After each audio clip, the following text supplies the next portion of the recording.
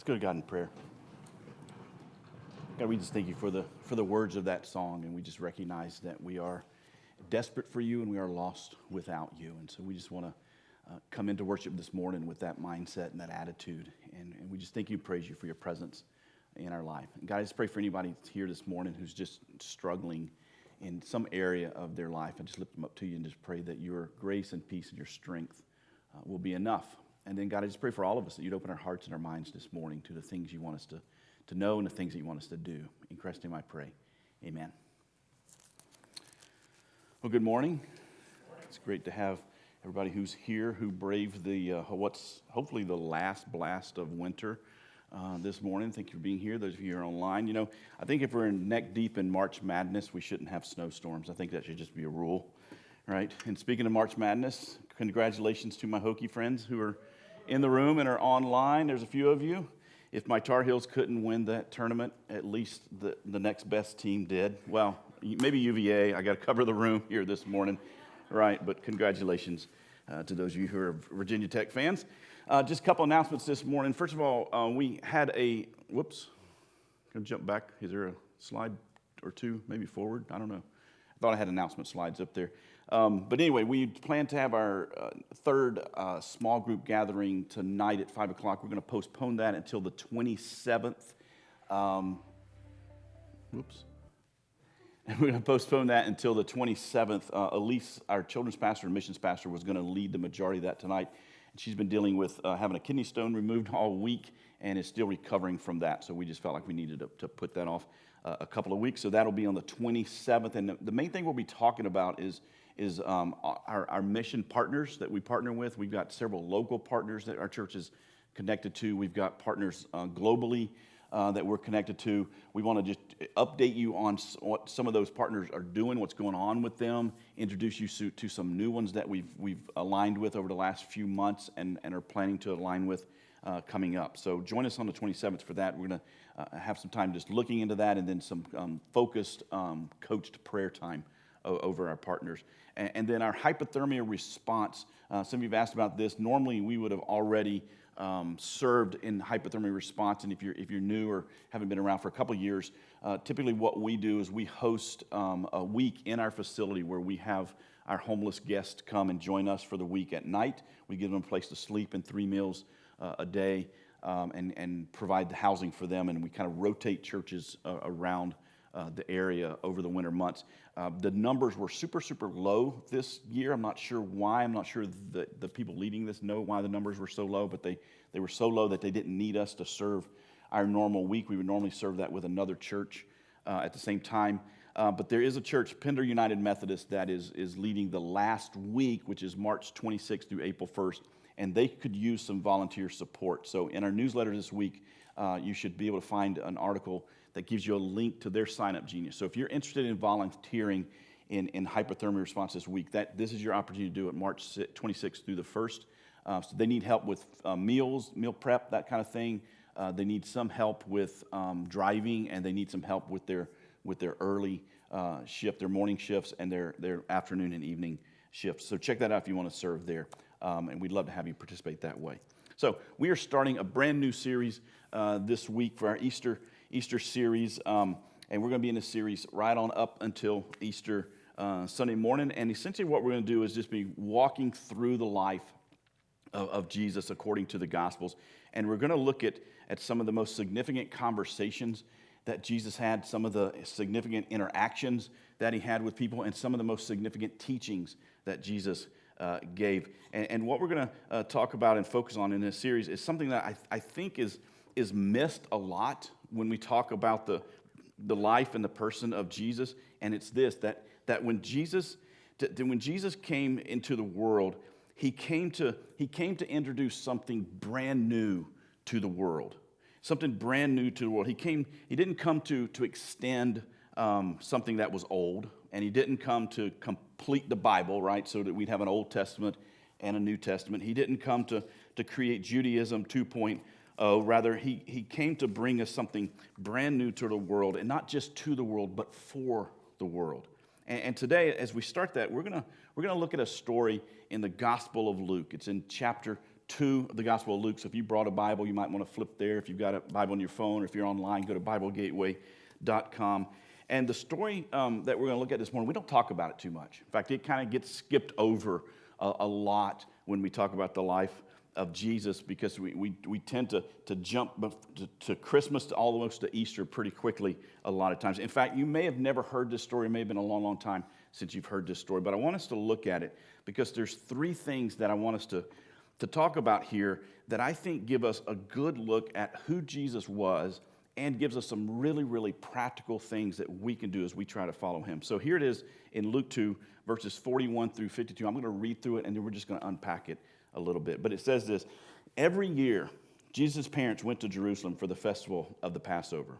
And when he was 12 years old, they went up to the festival according to the custom. And after the festival was over, while his parents were returning home, the boy Jesus, he stayed behind in Jerusalem. But they, talking about his parents, were unaware of it. Thinking he was in their company, they traveled on for a day. And then they began looking for him among their relatives and friends. And when they did not find him, they went back to Jerusalem to look for him.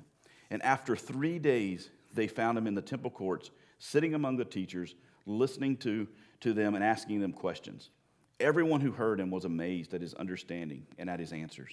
And when his parents saw him, they were astonished. And his mother said to him, "Son, why have you treated us like this? Your father and I have been anxiously searching for you."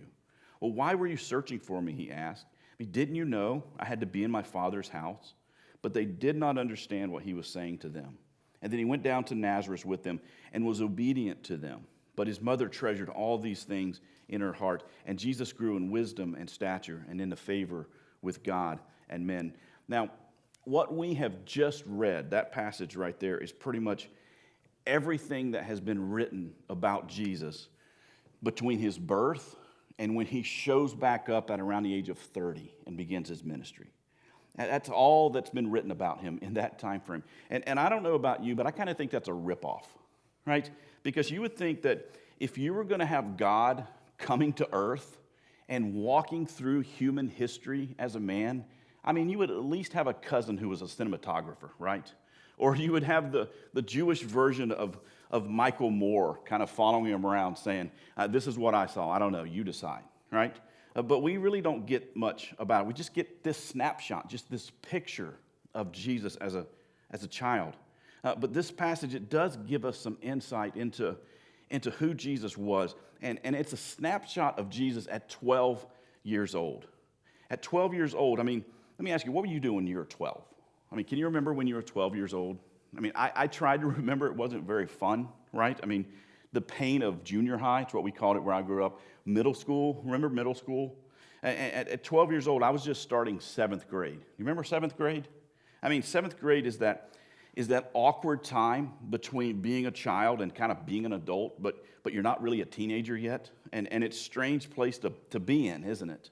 And going to middle school, I mean, that was, for me, was kind of terrifying. It was the first time I ever rode a school bus to school. It's the first time, you have a schedule, and you have to go from your class to your locker to the next class in what seemed like 30 seconds or something like that. And you don't have the leverage of being a kid anymore because your parents are going, you're not a baby anymore. But then when you try to act like an adult, they look at you and go, "Who do you think you are? You're just a kid," right? And so it's just kind of the worst of both worlds. It's a horrible stage to be in, where you have some of the responsibilities, at least from perspective of being an adult, but not really any of the perks or benefits that go along with that. And so it's just kind of the worst of both worlds. And here Jesus is at 12, and we get this picture into his soul, and a picture of how God is beginning to interact with humanity. It says this, Luke says, every year his parents went to Jerusalem for the feast of the Passover. And when he was 12 years old, they went to the feast according to the custom. So here Jesus is, he's going to Jerusalem to celebrate the Passover. And I think this probably had to be an extraordinary experience for him when you think about the fact that Jesus was probably, at this age, probably beginning to understand, on some level at least, who he was in the sense of his calling to be the sacrificial lamb. And at this point, he was probably beginning to connect the dots between all of the experiences throughout history where God calls the people of Israel to sacrifice, to offer up sacrificial lambs or pigeons or doves at this time of year. And he certainly would have heard the story growing up of Abraham getting ready to sacrifice his own son, Isaac, and then God provides that sacrificial lamb. And at this point, at the age of 12, Jesus, he's beginning to understand in some way that is who God has called him to be. And this violent imagery was just a reminder that there has to be a sacrifice for the forgiveness of sin. And then looking ahead to know that there would be a day when he would be that sacrificial lamb. He would be the Passover lamb. And here he is at 12 years old. And that's a lot to take on for a 12-year-old, isn't it? I mean, it's a lot more than I took on when I was 12. And so this must have just been one of those really raw moments where his emotions and the core of who he was just pressing up against his skin. And he goes through the festival according to the custom, it says. And then Luke says, after the festival, while his parents were returning home, the boy Jesus stayed behind in Jerusalem. And this last part, it gives me just so much comfort. Speaking of his parents, it says, but they were unaware of it. Right? They were unaware of it. I mean, do you know what that means? It means his parents, Mary and Joseph, they lost the Son of God, right? I mean, as a parent, I just love this. It makes me feel so much better about my own parenting through the years. It says thinking that he was in their company, they traveled on for a day. I mean, an entire day. And then they realized, who has the kid, right? Where's Jesus? And I mean, I lose stuff all the time. I lose my keys. I come out of the store. I can't find my car. I feel like I lose my mind sometimes, right? And yes, I've lost my children before. Not really so much lost them, just kind of forgot to take them home with me when I was leaving church or somewhere else. But I mean, can you imagine losing your child for an entire day and not even knowing that they're missing until it starts to get dark? And Mary, Mary comes to Joseph and she's like, do you have the kid? And he's like, no, I thought you had Jesus. And she's like, no, I gave birth to him. You're supposed to raise him, right? And you go back and forth, and then you realize you've lost the Son of God. And boy, are you in trouble, right? And so they start looking everywhere, I mean, among their friends and their families, because they were probably traveling in a large crowd. It was safer that way. And they go back, and Luke says, then they began looking for them among their relatives and friends. And when they did not find him, they went back to Jerusalem to look for him, which means they had a long way to go. And after 3 days, they found him in the temple courts, sitting among the teachers and asking them questions, which meant this wasn't the first place they looked. They were going all over the city looking for him. After 3 days, they found him in the temple courts, sitting among the teachers and asking them questions. Everyone who heard him was amazed at his understanding and his answers. And when his parents saw him, they too were astonished. And I think this part that Luke gives us tells us a little bit about God. That God is always pressing us to move toward insight and not simply information when it comes to our own spiritual development. That he always puts insight and transformation above the information. And it's not that the information is not important, it is. I mean, you know that Jesus was learning everything that he was supposed to be learning. He was learning the scriptures. In fact, at this point in his life, at this age, as a Jewish kid, he probably had about half of the Old Testament memorized. Certainly, he would have had the first 5 books and Psalm and Proverbs memorized at this point. But there are so many people who get the information, but never really move to the insight, never really move towards transformation. It happens all the time. I meet people, and they have so much information about the Bible. And they have so much information about God and Jesus.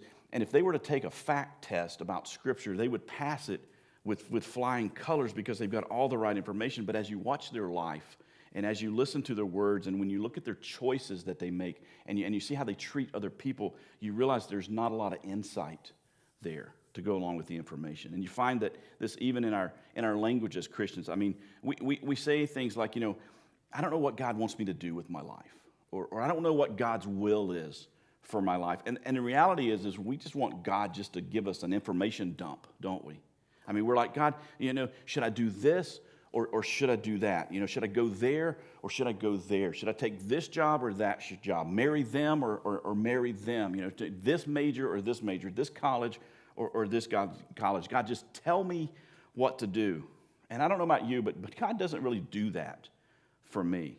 I mean, there are moments in my life where I have these impressions and I realize that God is clearly defining my next step, but most of the time the compass is a very, very quiet compass.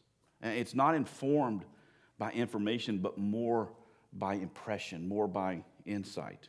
And what you find here is Jesus is interacting with the teachers of the law, and they're not impressed by the information that he has, because every kid at 12 is supposed to have the information.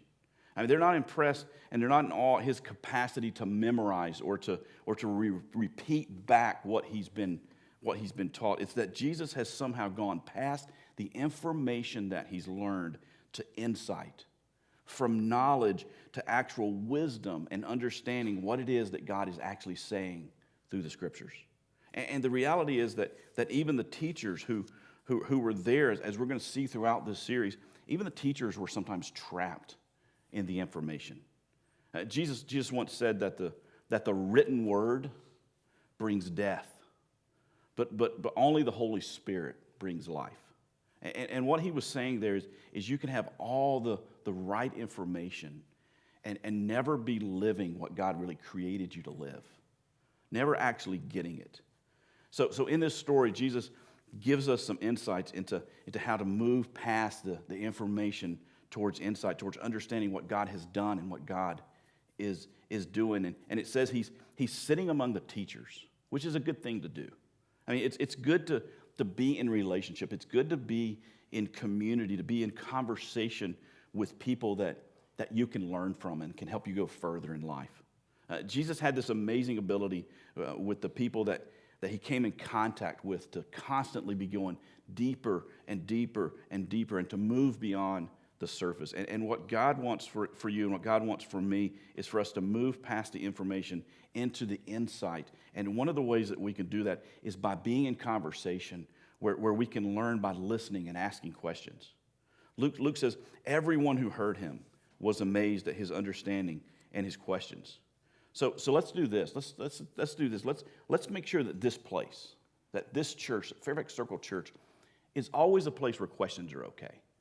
I mean, where people can come and no matter where they are in their spiritual journey and no matter how difficult or even how unsettling their questions might be, let's make sure that questions are okay here. And by the way, if you're a parent, don't let your kids' questions be perceived as a way of rebelling or pushing back. Because questions are one of the ways that God takes us deeper and deeper, because as we grow and as our soul grows and as our soul expands and our minds expand, the old answers, they just don't satisfy us anymore. I mean, you see, when you were 3 or 4 years old and your parents teach you to sing, "Jesus loves me, this I know, for the Bible tells me so," well, that satisfies your mind and your soul at that point in your life, at that season of your life. But that isn't enough when you're 14. And it's not enough when you're 24 or when you're 32 or when you're over 50.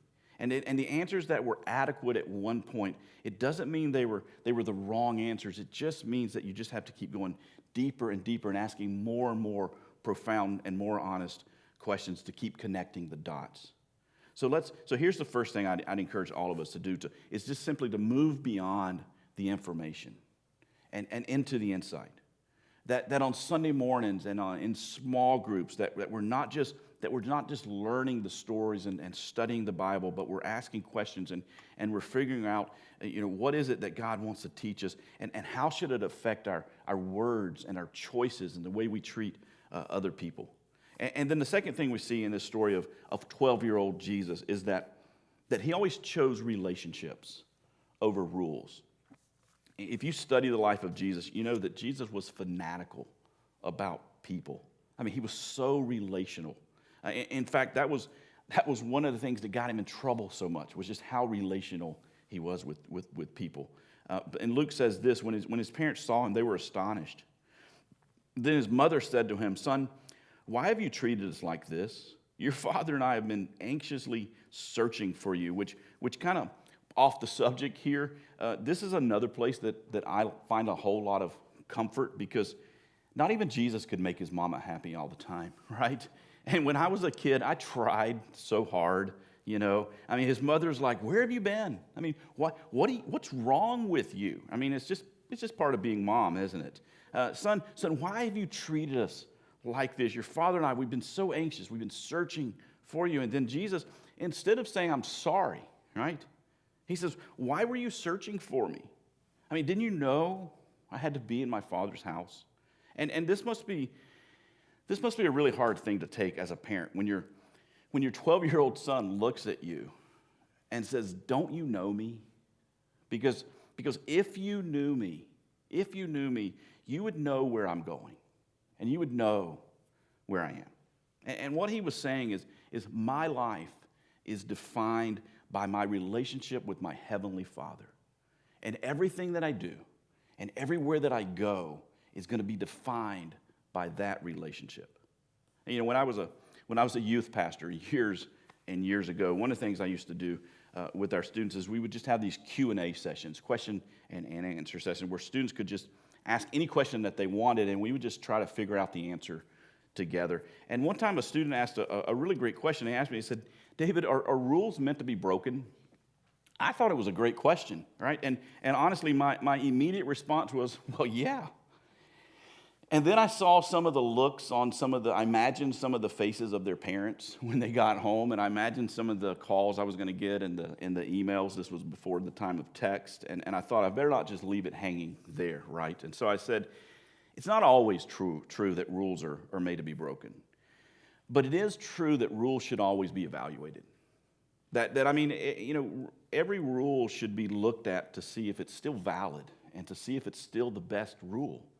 And some rules should be followed because, well, it's better for you, right? Like the ones that say, you know, detour, you know, do not enter a bridge out ahead, or look both ways before you cross the street, or pay your taxes on time, right? I mean, those are good rules. They're actually life enhancing. But you should ask the question, you know, why is this rule here? Because really, to me, there are two dynamics behind rules. One is rules hopefully are there to keep people safe, to keep us from hurting ourselves or to keep us from hurting other people when we either don't have enough information or we don't have the right information.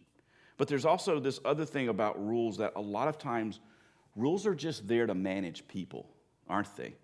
I mean, because if you have the rules, then the rules can manage the people. You don't really have to deal with the people. And I think sometimes we're so sure that God has given us rules just to make it easier for him to manage humanity. But really, the commands are there, and the principles and the rules that God gives us, they are there to actually point us to the relationship. And Jesus was always concerned about the relationship over the rules. And so technically, I guess he didn't do the right thing by not staying with his parents and staying behind and going to the temple and not letting them know and creating all this anxiety in his mom's heart. But he's saying to his parents, if you don't know who I am, then you're not going to understand the choices that I make. And again, the moral compass that God gives us, it's not typically a lot of data. It's relational.